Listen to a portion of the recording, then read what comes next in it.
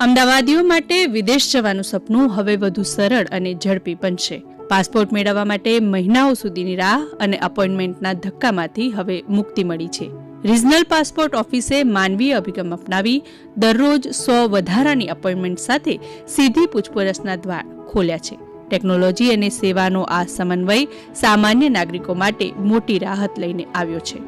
Ahmedabad passport ઓફિસે વર્ષ 2026ની શરૂઆતથી વ્યવસ્થામાં મહત્વના ફેરફાર કર્યા છે।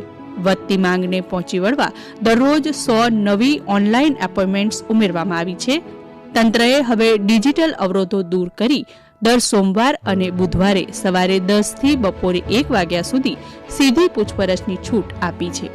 આ ફેરફારને કારણે અરજદારો પૂર્વ અપોઇન્ટમેન્ટ વગર પણ રૂબરૂ મળીને પોતાના દસ્તાવેજોની ચકાસણી કરાવી શકશે। हाल में हमने कुछ बड़े कदम उठाए हैं, कुछ नए इनिशिएटिव्स को हम के बारे में जागरूकता फैलाने की कोशिश कर रहे हैं, जिससे आवेदकों को और ज़्यादा फ़ायदा हो सके और सुचारू तरीके से उन्हें पासपोर्ट सुविधाएं मिल सके।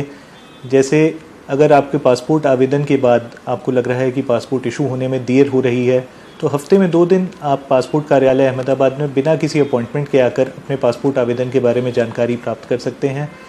ये without any appointment walk in inquiry सुविधा हमने सोमवार और बुधवार को दी हुई है। લાંબા સમયથી વેઇટિંગ લિસ્ટનો સામનો કરી રહેલા અરજદારોએ આ નવી વ્યવસ્થાને વધાવી લીધી છે।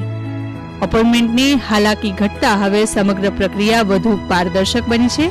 કલાકો સુધી લાઇનમાં ઊભા રહેવાને બદલે અરજદારો સીધા અધિકારીઓનો સંપર્ક કરી રહ્યા છે, જેનાથી સમયની બચત સાથે માનસિક શાંતિ પણ મળી રહી છે।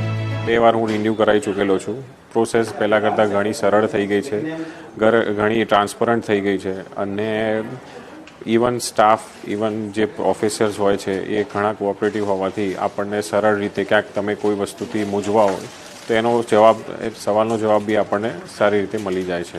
અત્યારે થોડું સિસ્ટમ સુધરી છે, દરેક જગ્યાએ લાઈન ટોકન આ તે સ્ટાફ સાથેનું વ્યવહાર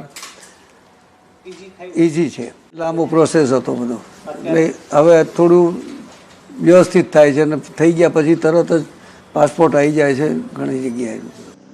પાસપોર્ટ સેવા પ્રોગ્રામ બીજા તબક્કા હેઠળ સિસ્ટમ અપગ્રેડ થતા પ્રોસેસિંગમાં અભૂતપૂર્વ ઝડપ આવી છે।